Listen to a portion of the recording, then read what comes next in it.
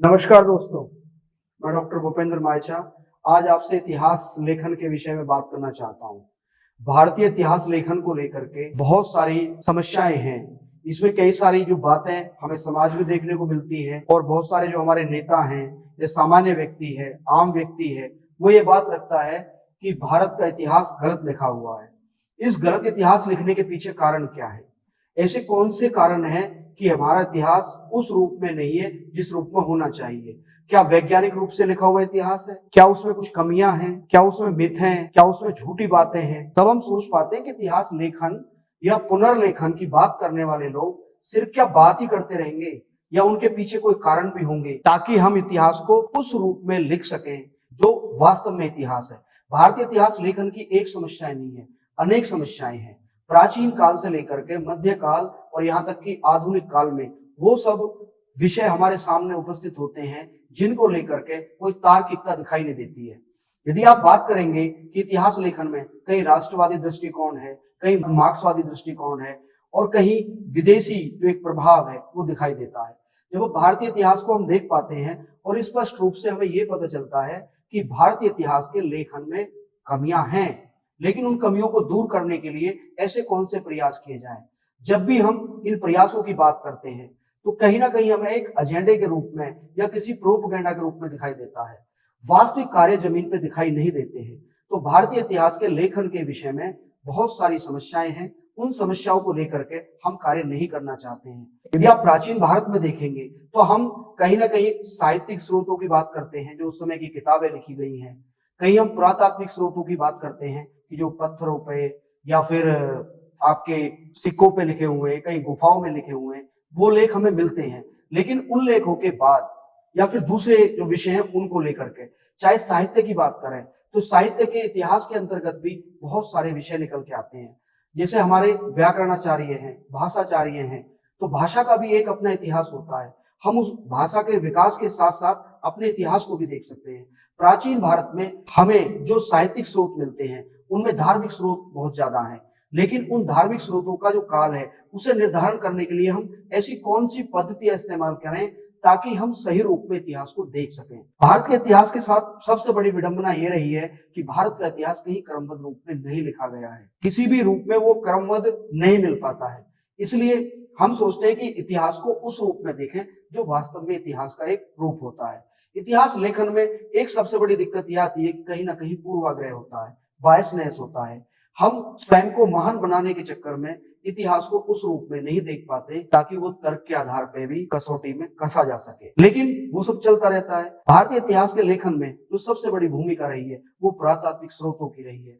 पुरातात्विक स्रोत वो स्रोत हैं जो स्रोत कहीं पत्थरों पे लिखे हुए हैं, कहीं पहाड़ों पे लिखे हुए हैं, कहीं मूर्तियां हैं, कहीं मूर्तियों के ऊपर लिखे गए हैं, कहीं सिक्कों पे लिखे गए हैं, कहीं गुफाओं में लिखे गए हैं। इस तरह के जो स्रोत हैं वो सबसे महत्वपूर्ण है। उन स्रोतों के आधार पर हम बहुत बार कोशिश करते हैं कि हम इतिहास को एक तार्किक रूप में और स्पष्ट रूप में लिख सकें, लेकिन उसके लिए काम कौन करे? भारत सरकार के आप डाटा देखिए, आपको ये पता चलेगा कि बजट आप देते नहीं हो। आधुनिक काल की हम बात करें तो आधुनिक काल में उस रूप में इतिहास के लेखन के लिए ऐसे कोई कार्य नहीं किए जा रहे हैं ताकि इतिहास के लेखन में युवा लोग आ सके, ताकि उन्हें इस तरह की स्कॉलरशिप मिले या फेलोशिप मिले ताकि वो अपने जो आवश्यकताएं हैं उनकी पूर्ति करते हुए इतिहास लेखन के क्षेत्र में काम करें। चंद इतिहासकार हैं जो काम करना चाहते हैं, लेकिन वो अपने और अपने संसाधनों के ऊपर आश्रित हैं।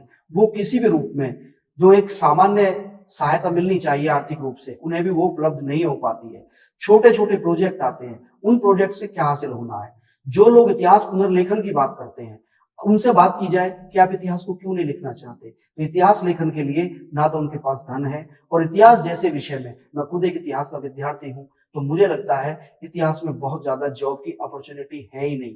और जब अपॉर्चुनिटी नहीं है तो उनसे कैसे काम चले? अब इतिहास में आप देखें मिथकों के ऊपर बातें चलती हैं। अच्छा, खास बात यह है कि भारत में बहुत सारा साहित्य ऐसा है जो मिला नहीं। हम जो पुराना साहित्य मिलना चाहिए था वो प्राचीन काल की जो विश्वविद्यालय थे वो समाप्त कर दिए गए, वो खत्म हो गए।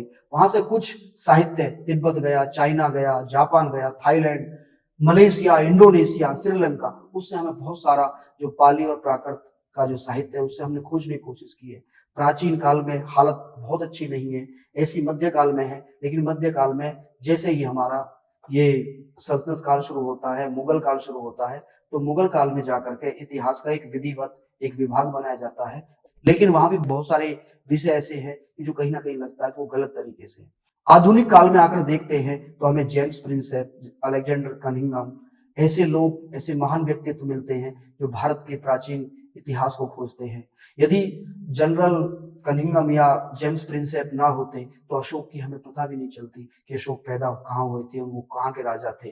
जो उनका आकलन था या उनका जो तारतम्य था वो श्रीलंका के जो देवानाम पियदर्शी करके एक उपाधि धारण करने वाले एक राजा थे, वो ऐसी उपाधि भारत में भी अशोक धारण करते थे। तो उन दोनों के बीच में एक मैच किया गया, तब जाकर के पता चला कितने स्तूप, कितने शिलालेख, गुहालेख, इनके माध्यम से भारत के इतिहास का कुछ लेखन हुआ। बाद में आकर के और बुरी हालत रही। और तो और छोड़िए, हिंदी भाषा हमारी अपनी भाषा, उसके इतिहास लेखन का श्रेय एक फ्रेंच व्यक्ति को जाता है, गारसा दा तासी। अब आप सोचिए, हम हिंदी का इतिहास भी नहीं लिख पाए, देश का इतिहास कैसे लिख पाते। तो भारत के इतिहास लेखन में बहुत सारी समस्याएं हैं। उसके लेखन में सबसे बड़ी समस्या इस बात की है कि यहाँ करोड़ों पांडुलिपियां हैं, लाखों किताबें हैं और हजारों साइट्स हैं जो आर्कियोलॉजिकल साइट्स हैं जिन पे खुदाई करनी चाहिए। लेकिन भला हो एएसआई का, आर्कियोलॉजिकल सर्वे ऑफ इंडिया का, कि जिसने गुलामी के उस काल में बहुत सारे काम किए और भारत के इतिहास को क्रमबद्ध रूप में लिखने में और एक तार्किकता का उसमें फूट आया। उसके बाद आप देखिए, कहीं ना कहीं एजेंडा प्रोपेगेंडा के साथ कहीं राष्ट्रवाद की बात की जाती है जो एक राष्ट्रवादी इतिहास लेखन है, कहीं मार्क्सवाद की भी बात की जाती है। लेकिन जो जमीन पे काम करने वाले लोग हैं, जिन्हें हम सबल्टर्न कहते हैं, उनके बारे में बहुत ज्यादा इतिहास लेखन का कार्य नहीं हो पाया है।